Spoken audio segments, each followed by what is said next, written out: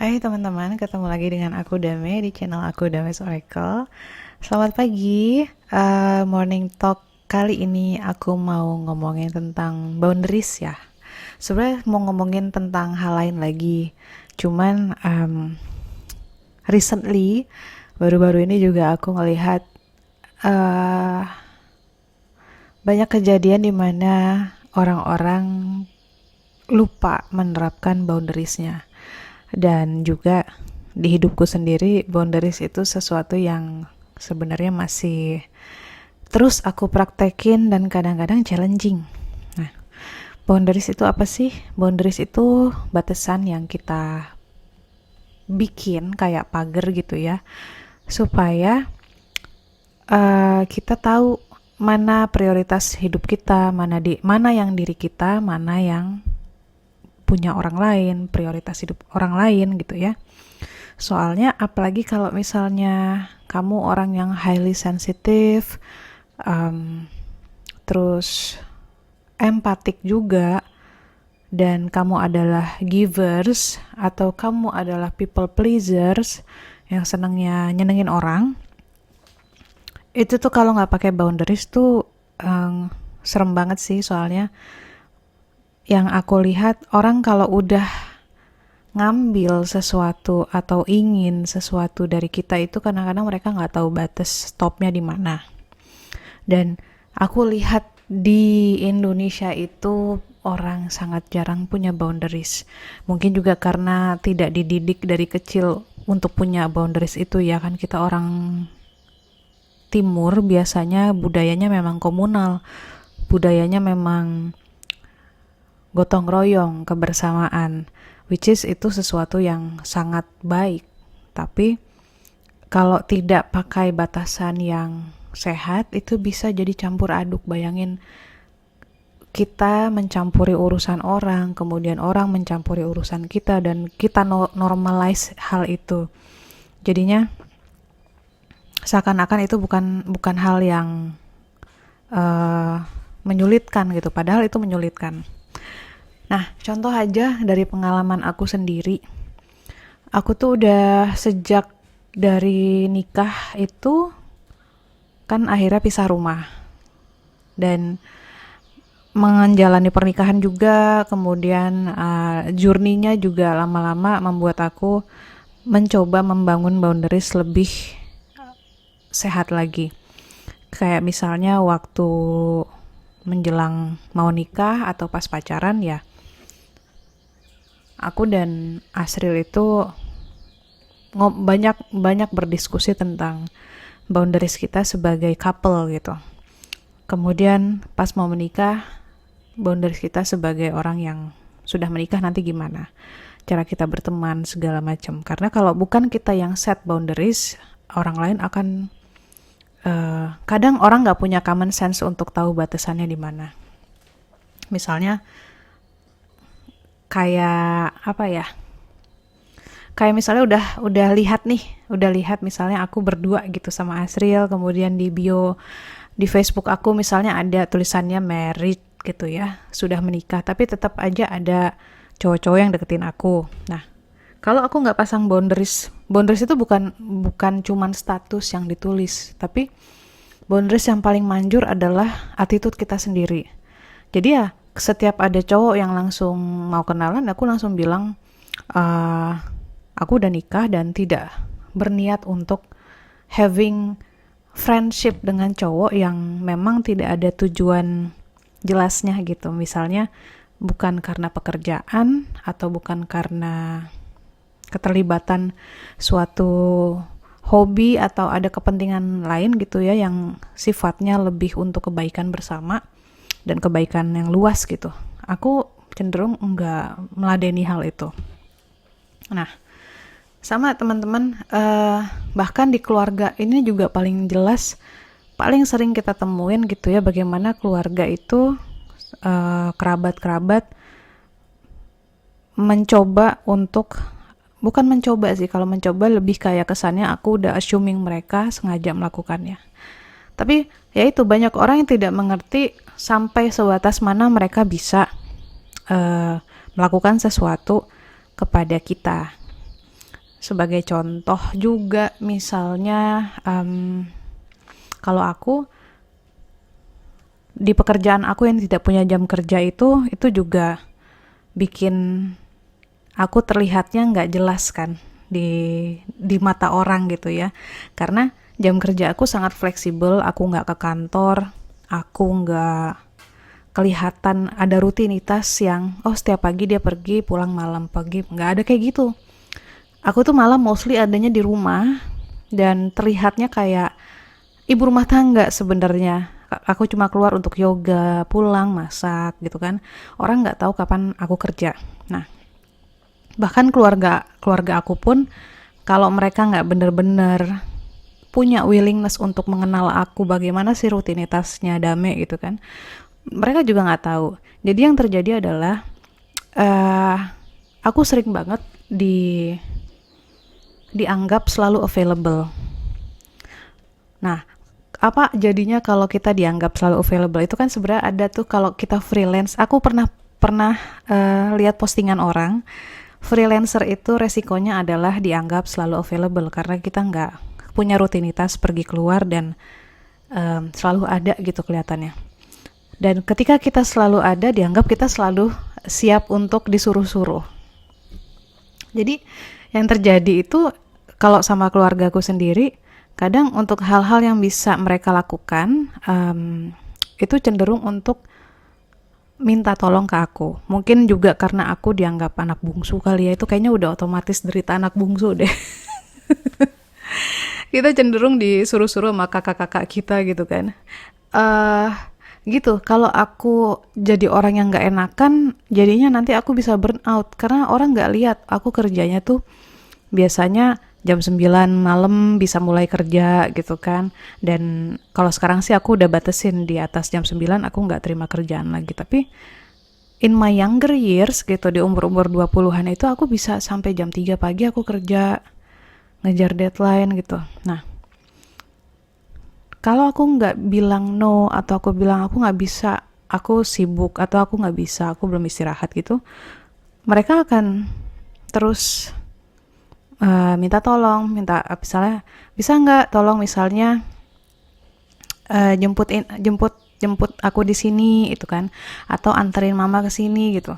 Dan aku yang sampai wow, segampang itu ya orang untuk meminta kita tanpa tanya dulu kamu lagi sibuk apa enggak gitu, tanpa lihat dulu kamu lagi ngapain gitu kan. Nah itu kalau nggak kitanya yang pasang boundaries, kita yang bilang enggak, mereka nggak akan peduli untuk berpikir bahwa mungkin aja dia lagi sibuk, mungkin aja dia lagi ada kegiatan lain gitu. Nah itu salah satu contoh. Terus recently aku juga sering ya, aku ketika ngadain free reading gitu kan di Instagram, kan aku kalau readingnya udah berakhir tuh aku pasti kasih story yang isinya oke, udah gitu kan, selamat beristirahat, atau pokoknya menandakan bahwa reading aku udah selesai. Itu aku masih ketemu orang-orang yang nge-DM aku untuk minta di reading gitu. Nah di situ aku sampai berpikir apa mereka nggak baca kah gitu kan. Dan ini juga orang-orang yang biasa reading sama aku untuk free reading ya. Jadi aku punya pikiran kayak seharusnya kalau mereka udah biasa reading sama aku, mereka harusnya tahu biasanya kalau sudah sampai 24 jam nih, atau udah ganti hari deh, udah besok pagi, itu biasanya aku nggak akan ngelayanin free reading lagi gitu. Karena free reading yang kemarinnya itu juga udah seharian, udah dari pagi sampai malam, semua orang yang mau pasti aku jawabin. Dan sampai besoknya tuh masih ada beberapa yang minta gitu, dan itu sebenarnya membuat aku sedih. Betapa orang tuh benar-benar mungkin apakah dia lupa, apakah tidak ada consideration bahwa reading ini pun bukan hal yang semudah ngejawabin, "Hai kamu apa kabar? Kabarku baik." Reading itu tetap ya pakai tenaga gitu. Tetap pakai tenaga, tetap pakai waktu, dan ingat aja 2 hal itu nggak bisa balik meskipun kamu bayar. tenaga kita cuman bisa balik kalau kita berada di alam dan berselimutkan dengan energi kita yang baik gitu. Nggak bisa dikasih orang. Terus waktu yang kita pakai untuk kerja itu juga walaupun dibayar banyak, tetap waktu yang sudah lewat kan nggak bisa balik, teman-teman. Gitu. Jadi aku ngerasa ini kayaknya memang habitnya masyarakat kita gitu, untuk nggak punya batasan sampai mana kamu bisa meminta seseorang, atau ya sesimpel untuk melihat apakah masih pantas atau enggak gitu. Jadi kalau ada teman-teman yang ngalamin hal tersebut, kemudian kalian kesel gitu ya, maksudnya kalau kalian ngalamin hal kayak gitu, kayak kok bos ngasih kerjaan banyak banget gitu kan, kok si ini kok nggak pernah bayar utangnya segala macem gitu. Yang kayaknya yang paling manjur, yang memang aku bilang tadi, boundaries yang paling manjur adalah sikap kita. Kita nggak bisa gitu untuk kode-kodean, misalnya kita diemin terus nanti orangnya mungkin sadar kali ya, udah bikin salah. Nggak bisa kayak gitu. Kita harus bener-bener kasih tahu bahwa kayak misalnya kebanyakan kerjaan nih, bos, aku overwhelm, kebanyakan kayak gini, kenapa nggak didelegasikan gitu kan, tim, aku punya tim, kenapa nggak dibagi-bagi gitu, misalnya kayak gitu. Jadi jangan diem aja gitu loh. Ya itu sih yang pengen aku sampein hari ini. Kalau kita merasa boundaries kita nggak kuat, maka kita harus pasang. Jadi kita nggak nyalahin orang lain gitu kan. Kita jangan sampai punya victim mentality, jangan sampai merasa orang kok jahat ya dan ngegituin kita. Kadang kitanya sendiri nggak punya boundaries itu. Makanya ketika kita jor-joran gitu, kayak ketika aku jor-joran di boundaries, bahkan aku udah punya boundaries aja kadang masih dicoba untuk dilampaui sama orang lain. Akhirnya aku harus kasih sikap yang lebih tegas gitu. Aku mendingan jadi orang yang disebelin daripada boundaries aku nggak ada, kemudian I lose my life, I lose myself, aku sampai nggak bisa istirahat gitu kan. Jadi emang kita kan juga selalu diajarin untuk jadi orang nggak enakan, selalu diajarin untuk jadi orang baik. Nah, tapi kapan kita baik sama diri kita sendiri? Coba, siapa yang baik sama diri kita kalau bukan kita sendiri? Orang nggak akan tahu itu, orang nggak akan tahu apa yang kita butuhin kalau kita nggak ngomong. Jadi jangan ragu teman-teman, kalau sekarang misalnya kamu lagi punya masalah boundaries itu gitu. Kenapa sih misalnya harus gue terus nih yang ngurusin hal ini? Kenapa sih harus ke gue terus, bos gue minta tolong? Ya, it's okay kalau misalnya kamu orang yang dipercaya, it's good, tapi bukan artinya kamu bisa harus ada available dan mengerjakan itu saat itu juga harus selesai. Gitu. Nego, belajar untuk nego misalnya dengan atasan, bahwa oke, aku bisa kerjain ini tapi bisa nggak nunggu karena aku lagi ngerjain hal yang ini tuh. Aku juga akhirnya ketika aku bekerja dengan deadline yang kadang-kadang rush gitu ya, minta sekarang, itu semuanya sekarang aku nego. Kalau aku lagi ada kerjaan lain ya, kalau nggak ada kerjaan lain aku pasti aku bantuin, tapi kalau misalnya mereka minta sekarang juga, ya aku akan bilang terus terang bahwa aku lagi ngerjain hal ini duluan yang masuk ke daftar pekerjaan gue gitu. Kalau lo nggak bisa nungguin ya silakan kasih ke orang lain aja pekerjaannya. Karena kalau kita terburu-buru digabrukin sama semua responsibility, ya akhirnya apa yang kita deliver gitu, apa yang kita kasih ke orang itu juga nggak akan maksimal. Jadi ya juga jangan jadi people pleaser. Jangan ketika orang minta tolong diiyain semuanya. Kamu harus tahu batasan kamu di mana gitu.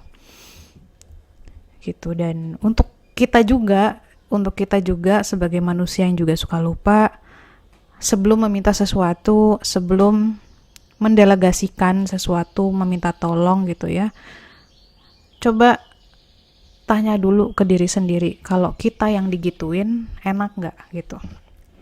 Atau misalnya gini, aku juga punya prinsip kayak gini ya. Kalau udah malam, misalnya di atas jam 7 deh, aku cenderung nggak akan WA orang. Bahkan teman dekatku sendiri ya, karena ya kita semua sudah berumah tangga kebetulan kan. Jadi aku akan mikir nih jam segini kira-kira dia sama keluarganya lagi ngapain. Kalau nggak urgent-urgent banget, jadi mendingan nggak usah diganggu. Kalau jadi gitu, setiap kali mau melakukan sesuatu yang berdampak sama orang, ada baiknya kita berpikir dulu, ini kira-kira orang ini jam segini ngapain gitu. Ini kira-kira bagus gak nih diomongin ke dia gitu.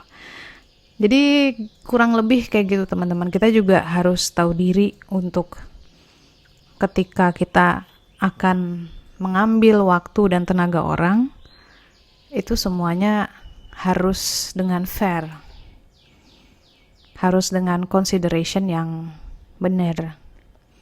Dan ini bukan cuman masalah berpengaruh sama relationship, tapi dari segi energi juga clean.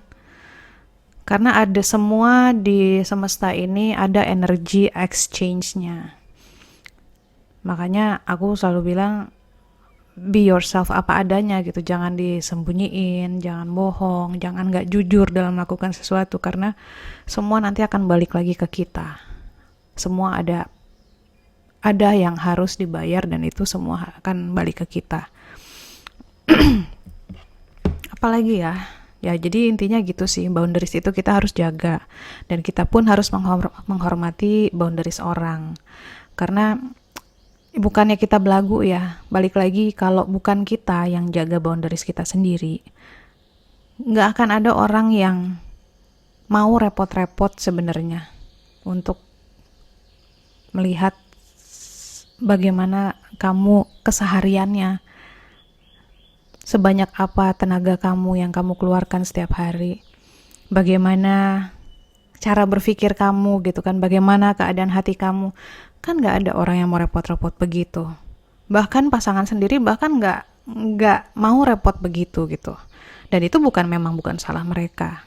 Itu bukan tanggung jawab mereka, itu tanggung jawab kita gitu kan. Sebagai yang menjalani hidup ini ya, kita yang harus rajin untuk taking care of ourselves, taking care of our time gitu, manage waktu dan tenaga. Dan ya sudah, kalau ada orang-orang yang kemudian ketika kamu kasih boundaries dia marah, gak mau berteman lagi, well that means they are not your people. Mereka bukan orang-orang yang sayang dan menghargai kamu dari awal, berarti mereka juga gak menghargai kamu gitu. Gak usah khawatir, malah menurut aku yang namanya boundaries itu adalah seleksi alam yang natural. Dari situ kita akan lihat tinggal berapa nih yang bisa stay dengan boundaries ini gitu. Biasanya mereka juga adalah orang-orang yang juga punya boundaries yang cukup kuat. Sebelum aku akhiri ya, aku mau kasih contoh lagi. Aku punya sahabat, dia adalah dokter gigi aku, karena kita awalnya adalah dokter gigi gitu kan. Dia dokter gigi, aku pasiennya. Awalnya seperti itu, kemudian jadi berteman, jadi bersahabat, jadi soul sister banget lah. Dia juga yang membersamai aku ketika aku menjalani hal-hal yang sulit dalam hidup ini gitu. Nah, jadi dia sudah bersama aku sejak aku masih pekerjaannya belum stabil dan secara finansial aku terpuruk sekali. Dan pada saat itu karena dia sangat generous ya, jadi setiap kali berobat aku tuh kadang-kadang nggak bayar, hanya bayar jasanya aja. Bukan jasa, hanya bayar obat. Jadi jasanya dia gratisin semuanya. Jadi bisa dibayangin ya, murah banget gitu loh. Yang harusnya misalnya 1 juta, aku hanya bayar obatnya aku rasa juga di diskon deh gitu. Soalnya dulu banyak nggak bayarnya gitu kan. Nah, kemudian kita berteman dan aku nggak take it for granted. Aku malah merasa, sesungguhnya aku merasa malu digratisin, tapi aku juga belajar untuk menghargai kebaikan orang. Jadi aku berterima kasih aja dan aku sangat mendoakan dia, semoga kebaikan dia tuh ya Tuhan yang bales lah dengan segala kemudahan gitu ya, semoga dia dilancarin rezekinya gitu. Dan ketika hidup aku makin baik gitu, kondisi finansial aku lebih stabil, makin stabil, dan aku bilang sama dia, karena aku merasa dia juga punya andil dalam perjalanan hidup aku, jadi aku selalu update dia dengan, Mbak, aku dapat project ini, Mbak, aku dapat project itu, segala macam. Dan dengan inisiatif aku langsung bilang, Mbak, next time kalau aku berobat atau kontrol, kasih harga normal aja ya gitu. Oke, gitu.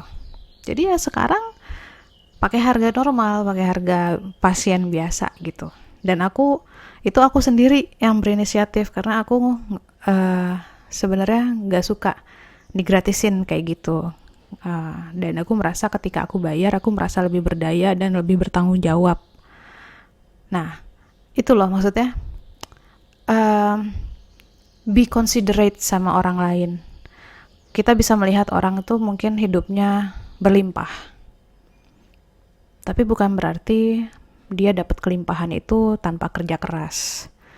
Jadi jangan sampai ketika kita sudah dikasih kemurahan hati ketika kita sudah dikasih keberlimpahan itu dari orang yang sayang sama kita juga jangan sampai mengeruk itu.